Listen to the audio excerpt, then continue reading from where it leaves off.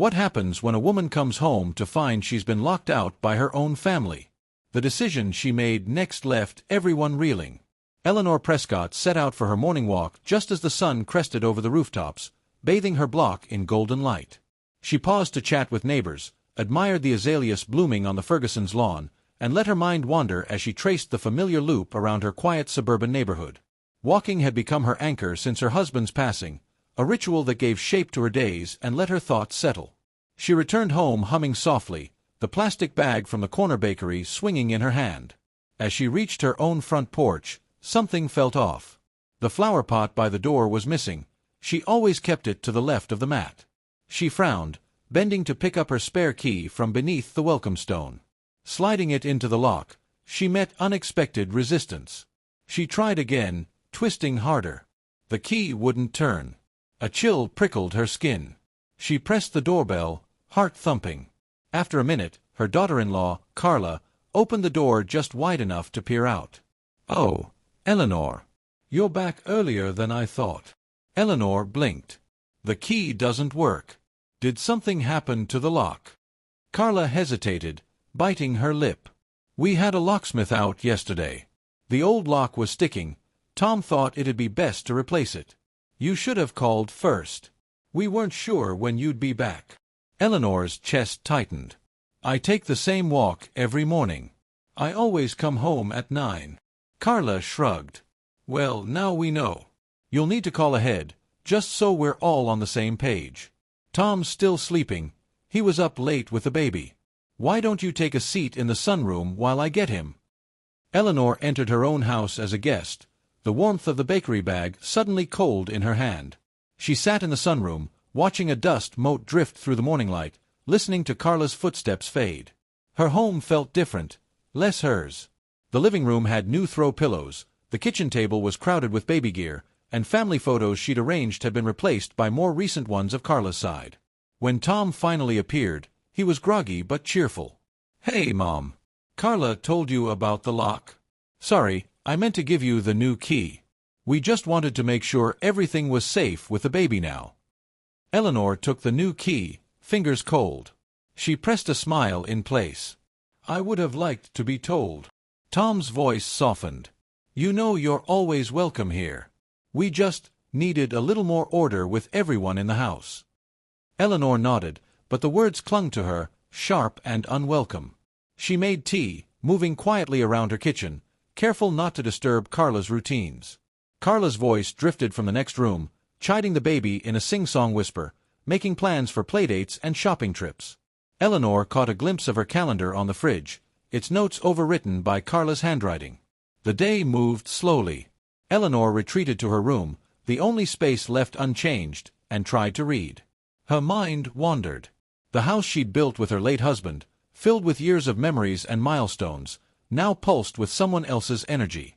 At lunch, Carla asked if Eleanor could maybe keep her things a bit tidier in the shared bathroom. Tom mentioned the idea of establishing some ground rules to make things easier on everyone. Each small request felt like another lock turned against her. That afternoon, Eleanor went to her garden, her sanctuary.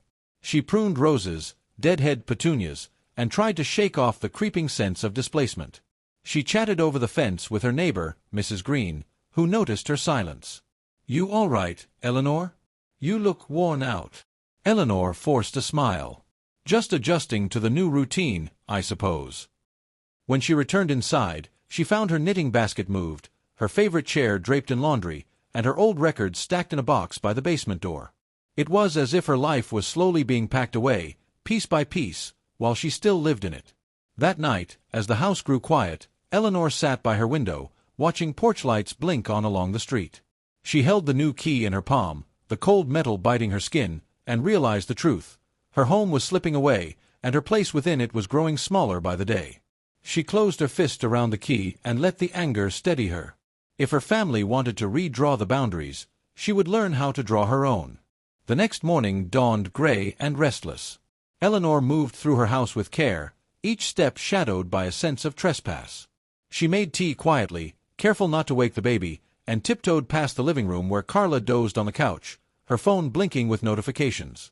Eleanor retreated to the garden for breakfast, setting her tray on the old wrought-iron table beneath the roses.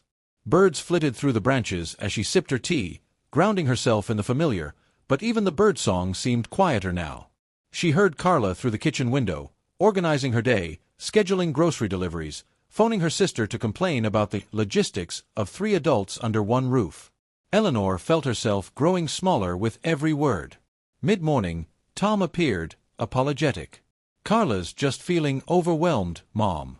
You know how she gets. Maybe you could take the baby out for a walk? Give her a little quiet." Eleanor managed a smile. Of course. She adored her granddaughter, and the walk became her only moment of joy that day. She pointed out daisies and waving squirrels, sang lullabies, and for an hour felt needed and whole. When they returned, Carla whisked the baby away. "Thanks, Eleanor. She's overdue for a nap. By the way, I moved your garden boots. They were blocking the mudroom." Eleanor found them by the back door, caked in mud and set atop a stack of her old gardening books. She put them back on their rack, feeling a fresh ache as she surveyed the mudroom, now cluttered with strollers, shopping bags, and toys. After lunch, Carla and Tom had a family meeting at the kitchen table. Tom drew up a chart, shared responsibilities, and Carla listed quiet hours, fridge rules, days for laundry, and what she called minimal personal clutter in common spaces. Eleanor nodded, biting her tongue, remembering a time when she was the one who set the rules. The afternoon brought more small displacements. Her knitting basket relocated again, her favorite tea canister replaced by Carla's herbal blends, her bedroom door left ajar after the baby's nap. She noticed Carla had rearranged the pantry, moving Eleanor's baking tins to the basement. Eleanor went to her room and tried to write in her journal, but the words would not come. She called Mrs. Green, her neighbor, for company. "Come over for tea, dear," Mrs. Green urged. "You shouldn't have to tiptoe in your own home." They sat on Mrs. Green's porch, drinking tea, talking about gardens and grandchildren. Eleanor let herself relax, sharing her frustrations in quiet, careful words. Mrs. Green nodded, understanding in her eyes. "You built that house. Don't let anyone make you feel unwelcome in it." Eleanor returned home as the sun set, the house filled with the clatter of dinner prep. She found her place at the table, but the conversation circled around Carla's family and the baby's milestones, with little room for Eleanor's stories. After dinner, Tom brought her the mail, mostly bills and catalogs, but one envelope from her attorney caught her eye. She tucked it away, a spark of old independence flickering in her chest. That night, Eleanor walked through the garden in the moonlight, letting the quiet soothe her battered nerves. She resolved to take back small corners of her life, no matter how many locks were changed, no matter how many boundaries shifted. The house might be changing, but so was she. By the end of the week, Eleanor felt less like a mother and more like a boarder in her own home. Each day, she found new boundaries drawn around her: Carla's labeled storage bins in the hall closet, Tom's reminders to text before coming in late, the family calendar filling with Carla's appointments and few traces of Eleanor's life at all. Saturday arrived with early sunlight and the rare promise of a quiet morning. Eleanor dressed carefully, choosing her best cardigan and pearl earrings, determined to visit the library and pick up new books. She left a note on the kitchen table, letting Tom and Carla know she'd be back by noon. She returned to find the front door locked again. Her new key worked, but as she entered, Carla greeted her with a raised eyebrow. "Oh, you're back. We thought you'd be gone longer. We were just having some friends over for brunch, Tom's college buddies. Hope you don't mind." Eleanor stared at the gathering in the living room, strangers filling her chairs, laughing over her dishes, Carla passing out pastries Eleanor had baked the day before. Her grandson toddled past, clutching a bread roll. Eleanor stepped quietly to the side, setting her library books in her room before returning to the kitchen, where Carla was rinsing fruit. "Next time, could you let us know your plans?" Carla said lightly, not looking up. "It just makes things easier for everyone." Eleanor nodded, her throat tight. She stood at the edge of the living room, watching the life she'd built flow on without her. Not one guest greeted her by name. After brunch, she tried to reclaim a small sense of normalcy by baking scones for her neighbor. When she searched for flour, she found her baking supplies missing, relocated, Carla explained, for better organization. "Let me know if you need something. It's just easier this way," Carla called from the baby's room. That afternoon, Tom asked Eleanor to watch her grandson so they could catch up with friends. She obliged, grateful for the child's laughter, but as she rocked him to sleep, she glanced around at the toys, the family photos, and the new paint on the walls, choices made without her voice, her taste, or her memory. Later, as she returned her grandson to Carla, Eleanor found the envelope from her attorney in her sweater pocket. She stepped out to the garden, hands shaking, and opened it, a yearly update, a gentle reminder to review her will and estate documents. Her name, Eleanor Prescott, was written in neat, respectful script, a simple acknowledgment of her authority over her own life. She sat beneath the rose arbor, the paper trembling in her lap, and remembered all she had worked for. The house, the garden, the savings, the family traditions now being rewritten without her. Anger simmered, sharp but clarifying. She resolved to call her attorney on Monday, if only to remind herself that some decisions still belonged to her alone. That night, after the guests had gone and the dishes were put away, Eleanor slipped into her bedroom, locked the door, and wrote in her journal 3 full pages about the shifting tides in her home, her longing to be seen, and her determination not to disappear. She fell asleep with the envelope tucked beneath her pillow, the first step toward reclaiming her place, and her power, in the only way left to her. Monday morning arrived brisk and bright. Eleanor dressed with unusual purpose, pinned her silver brooch to her lapel, and ate breakfast alone at the kitchen table. She waited until Tom left for work and Carla busied herself with the baby before making her call. She stepped out to the garden, cell phone in hand, and dialed her attorney's number. The conversation was calm, practical, an annual review, updates to beneficiaries, reminders about powers of attorney. But as Eleanor spoke, her voice grew firmer, more assured. "Yes, I'd like to discuss a few changes," she said quietly. "And I'd prefer the details sent to my private email, not the house address." She felt lighter as she hung up, a small act of control blooming inside her. Back inside, Carla found Eleanor clipping coupons at the table. "Could you pick up the baby from playgroup this afternoon?" she asked. "I have a meeting and Tom can't make it." Eleanor hesitated. She wanted to say no, to carve out a space just for herself, but the child's trusting smile disarmed her. "Of course," she replied, "but I have an appointment at 3, so I'll need to leave right after." Carla's brows rose. "Appointment? Everything all right?" "Just something I need to take care of," Eleanor said, her tone even. At playgroup, Eleanor chatted with other grandparents, swapping stories and advice. Several remarked on how hard it could be to maintain a role in the family as children grew up and homes changed. Eleanor nodded, comforted by the solidarity in their voices. "My daughter-in-law rearranged my whole kitchen," one woman sighed, and laughter rippled through the group. After dropping off her granddaughter, Eleanor dressed for her appointment and called a rideshare, feeling a spark of pride as she stepped into the car on her own terms. At her attorney's office, she reviewed the paperwork in detail, making careful notes and requesting changes. The control over her affairs, even in something as dry as legal documents, brought a new clarity to her mind. Back home, the afternoon was tense. Carla questioned her about the appointment, then commented on the clutter in the garden shed, Eleanor's old pots, paint cans, and tools stacked neatly as always. Dinner was quiet. Tom was distracted by work emails. Carla scrolled her phone.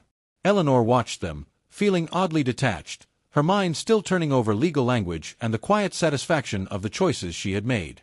Later, Mrs. Green invited Eleanor for tea and chess. They sat in the fading sunlight, sipping Earl Grey and discussing favorite books. Mrs. Green listened patiently as Eleanor described the growing pressure in her own house, the feeling of being erased. "You're doing the right thing," Mrs. Green assured her. "You still have your say. Don't let anyone convince you otherwise." That night, Eleanor placed a revised will and notes in her locked desk drawer, her heart thumping with a mix of fear and hope. For the first time in weeks, she slept soundly, knowing she had redrawn a few boundaries of her own.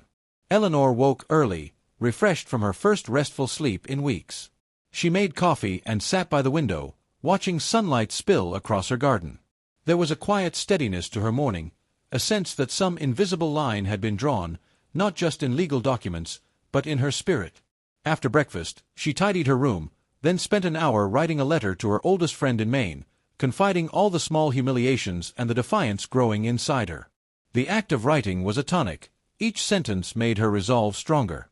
The household, meanwhile, hummed with its own routines.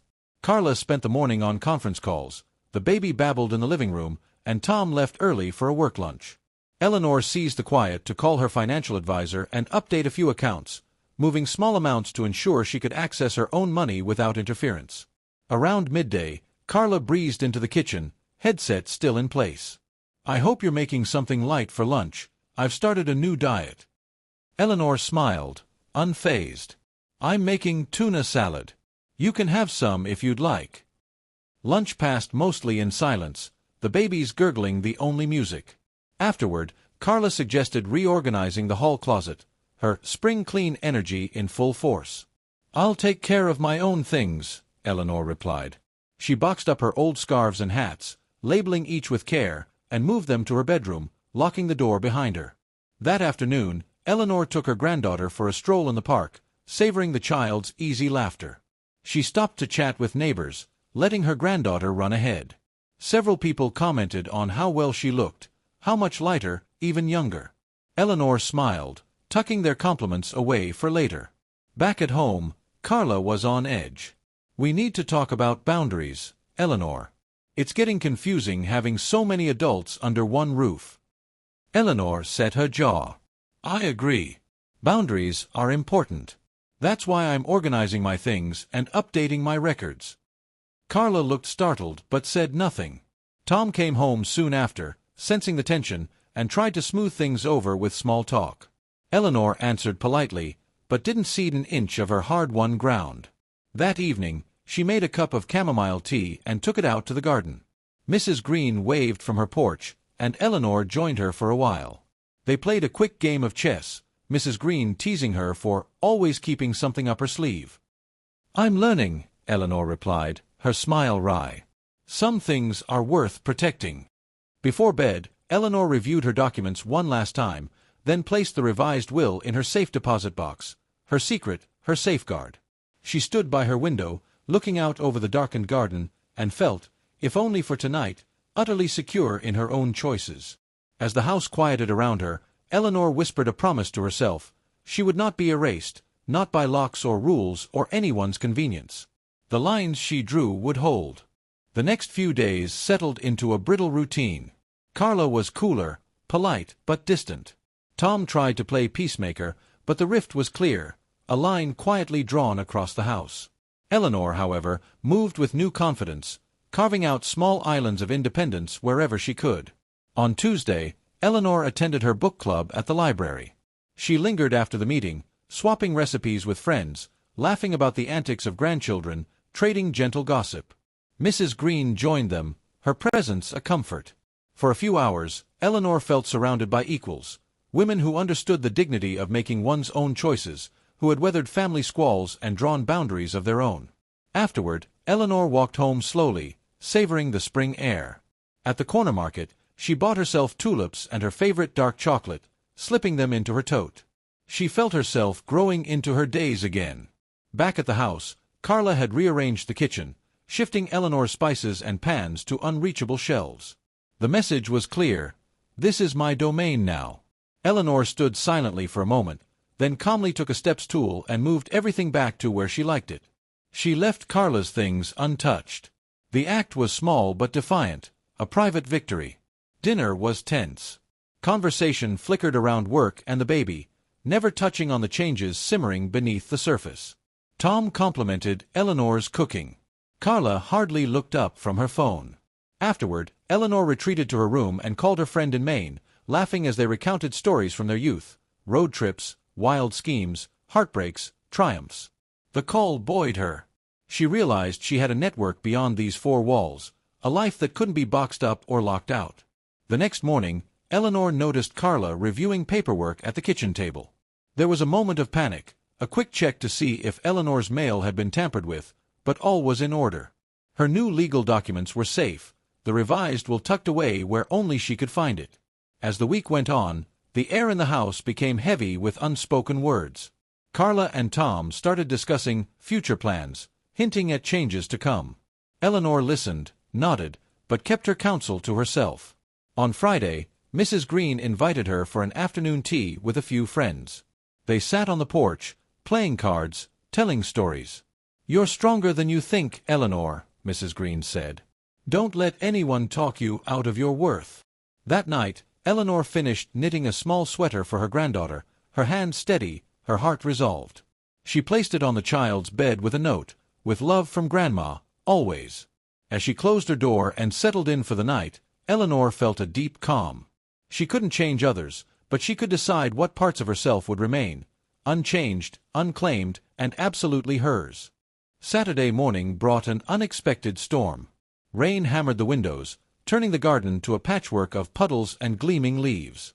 Eleanor brewed her favorite tea and curled up in her bedroom with a new novel, letting the sound of thunder drown out the house's uneasy quiet.